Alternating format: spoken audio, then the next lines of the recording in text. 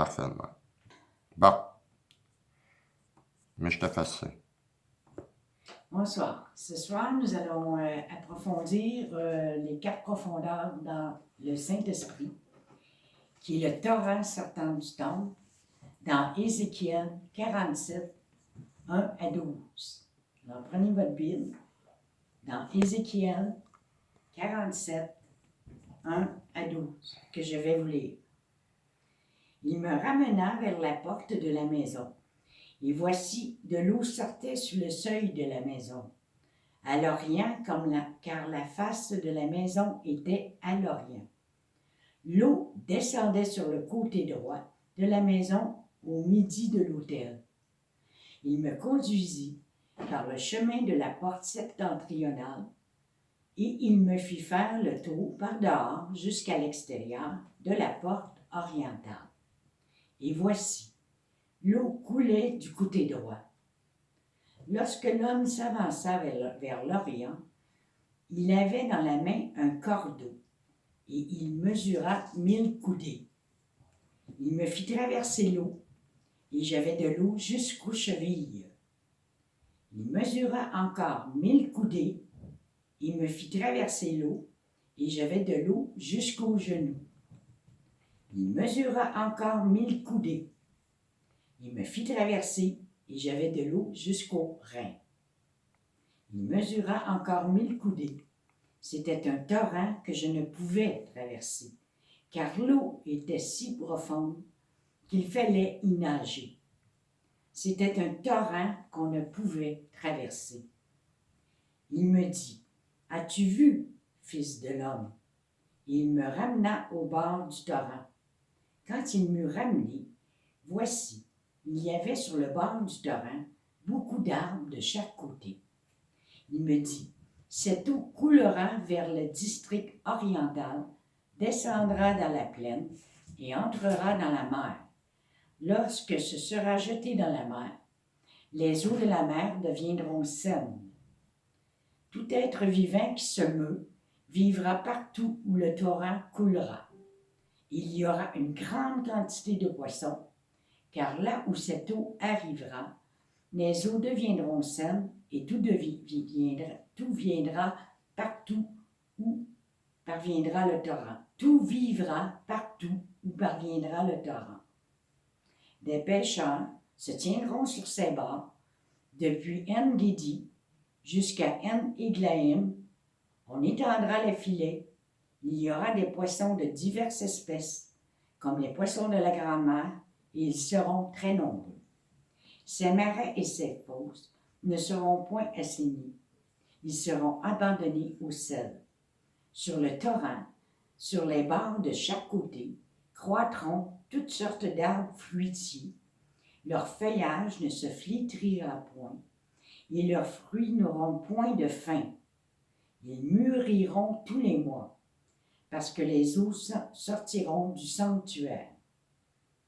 Leurs fruits serviront de nourriture, et leurs feuilles de remède.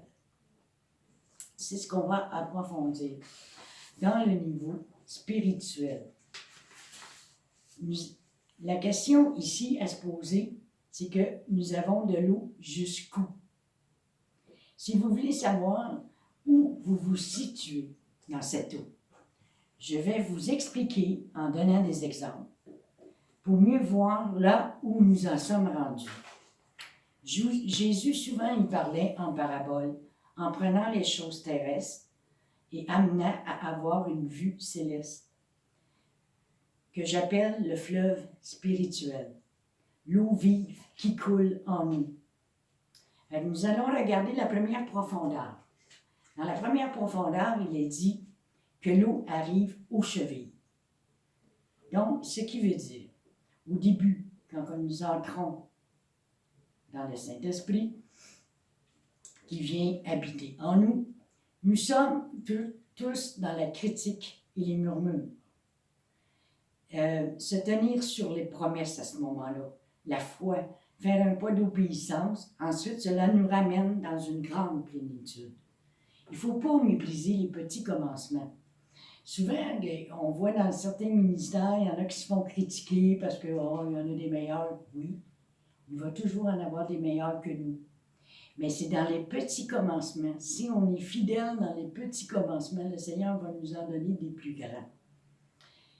Et le Saint-Esprit, dans cette profondeur, nous amène à ce que nous cessions de critiquer et de blâmer les autres dans notre vie.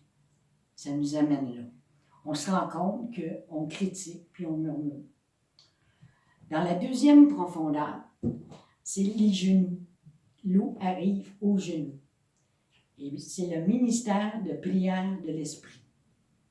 Porter les fardeaux des autres. Hein? C'est vraiment, on a à cœur de prier. Prier pour notre nation, prier pour les gens qu'on connaît, prier pour la guérison de notre pays. Place à la vraie puissance, l'immergence de l'Esprit de Christ en nous, qui fait que nous prions et nous intercédons pour les autres. Hein? La troisième profondeur, elle arrive au rein. Là, c'est le service, la force, la puissance. Toutes ces profondeurs-là, c'est le Saint-Esprit qui nous amène là. Hein? On dit, oui, Seigneur, je veux te servir, je veux te suivre, je veux t'obéir, je veux faire ce que tu as déjà prévu pour moi à l'avance. On veut faire de quoi? Plus on grandit, plus on est victorieux dans la connaissance de Dieu. Et cela nous amène à la prospérité. Ce qui veut dire la prospérité pas monétaire, parce que souvent, il y en a qui prêchent la prospérité monétaire, mais ce n'est pas de cette prospérité-là que je parle. Ce qui veut dire une paix au-delà des circonstances. Alors, le Saint-Esprit nous rend confiants en paix avec le Seigneur. Et quand nous regardons la quatrième profondeur, que l'eau, il y en a par-dessus la tête. On ne peut pas la traverser sans la nager. Et ce qui veut dire que ça nous prend un abandon total à Dieu. Se laisser aller dans le courant. La fin de nos efforts. La fin de vouloir faire les choses comme nous, on veut les faire. C'est le Seigneur qui est au contrôle. C'est son œuvre à lui que nous faisons et non la nôtre. Nous nous rendons compte que plus on s'abandonne à Dieu, plus nous marchons dans sa gloire. Le Saint-Esprit nous montre là où on est sale. Ensuite, viennent les fruits, l'abondance, la plénitude de vie. Fait, c'est certain que dans chacune de ces 4 profondeurs-là, on se retrouve à un moment donné. Et c'est le rôle du Saint-Esprit de nous amener à la quatrième profondeur qui est l'abandon total à Dieu. Mais le cheminement se fait graduellement jusqu'à ce qu'on en arrive à dire, vous lancez le drapeau, là, je me rends. Hein? Je me rends, là, c'est à peu près ça. Et les feuilles qui sont pour la guérison et qui annoncent le fruit. Les dons sont nécessaires, mais les fruits sont essentiels. Après le nettoyage, le Saint-Esprit nous donne le souffle de vie qui circule aisément et on est toujours rempli. Amen. Nous sommes sans crainte. Nous n'avons plus soif. Nous sommes désaltérés. Nous l'adorons en esprit et en vérité. Et nous sommes dans la joie éternelle. Nous avons les pensées de Christ en nous. La vraie foi naît d'une révélation et regarde à celui qui est la source de toutes les bénédictions. Quand nous constatons sa présence en nous, la foi réagit. Il lui permet d'envahir toute notre vie, alors plus jamais le croyant ne s'épuisera à essayer de ressembler à Jésus. Il n'essaiera plus de vivre pour Dieu. Il vivra par celui qui est la source de sa vie. Je le répète, il vivra par celui qui est la source de sa vie. Et celui qui est la source, c'est Jésus-Christ de Nazareth. Dans 1 Corinthiens 1, 30 à 31, il est dit, « Or, c'est par lui que vous êtes en Jésus-Christ, lequel, de par Dieu, a été fait pour nous sagesse, justice sanctification et rédemption, afin que, comme il est écrit, que celui qui se glorifie dans le Seigneur. La parole nous montre comment des personnes ordinaires ont marché dans la puissance de Dieu pour surmonter leurs problèmes. Ils ont découvert la réalité de Dieu. David est un exemple. Il faisait confiance à Dieu et il le louait. Il se fortifiait en lui. La force et le courage divin étaient là, attendant que la foi le saisisse. Et David s'en empara. Le Saint-Esprit ouvrit les yeux de David, qui était seul dans le désert, avec ses brebis. Et il vit que Dieu était vivant en lui, et sa foi permit à Dieu d'agir en lui. La majorité de ses psaumes était la période de sa vie où il connut cette difficulté. Tout ce que Dieu s'était déclaré être, David le prit pour lui. L'Éternel est ma lumière et mon salut, dans le psaume 27. Il se tenait sur les promesses de Dieu. Dieu vous a fait des promesses, même dans le secret, et dites-vous qu'il va les réaliser. Parce que ce que Dieu dit, c'est déjà dans le temps réalisé.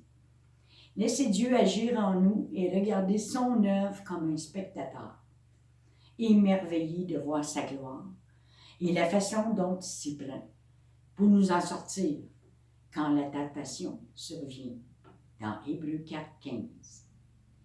Nous ne pouvons pas résister à la tentation avec la volonté comme seule arme. C'est en nous tournant vers Christ que nous pouvons être vainqueurs. Exemple, si l'appel est à l'impatience, vous êtes impatient, eh bien, il est notre patience. Ou si l'appel est la haine ou l'amertume, il est notre amour et notre pardon. Quand le Seigneur restaure notre âme, nous récupérons tout ce qu'il nous a promis, et même au-delà de notre espérance. Ici, je vous ai fait un petit résumé que Denis va vous montrer ici, que vous pourrez prendre en note. Vous pouvez prendre en note ici, Ézéchiel 47, 1 à 12, et méditer là-dessus. Les 4 profondeurs dans le Saint-Esprit, qui est le torrent sortant du temple. Nous sommes le temple de Dieu, et le torrent coule en nous. La première, comme on a dit, c'est la cheville, critique et murmure. Deuxième profondeur, qui est le genou, le ministère de la prière de l'Esprit. Ensuite, on a les reins, qui est le service, la force, la puissance de Dieu. Le 4e profondeur, que le Saint-Esprit nous amène tout cela, c'est qu'on a par-dessus la tête. Il faut nager, faire confiance à Dieu, un abandon total à Dieu. Et les feuilles, c'est la guérison et l'annonce, le fruit. Ici, nous voyons la question à nous poser maintenant, c'est où je me situe. J'ai dans l'eau, ici, j'ai de l'eau jusqu'où. Alors, méditez là-dessus. Le Seigneur va certainement vous révéler des choses à vous personnellement. Et profitez de cette méditation pour recevoir ceux qui n'ont pas reçu le Saint-Esprit. Vous n'avez qu'à le lui demander. Hein? Dans Luc 11:13, il est dit « Je ne refuse aucun de ses enfants qui lui demandent de recevoir le Saint-Esprit, et c'est le Seigneur lui-même qui vous baptise du Saint-Esprit. » Il va vous remplir de son Saint-Esprit et vous allez comprendre le sens de la profondeur de son amour pour vous. Amen et soyez tous bénis.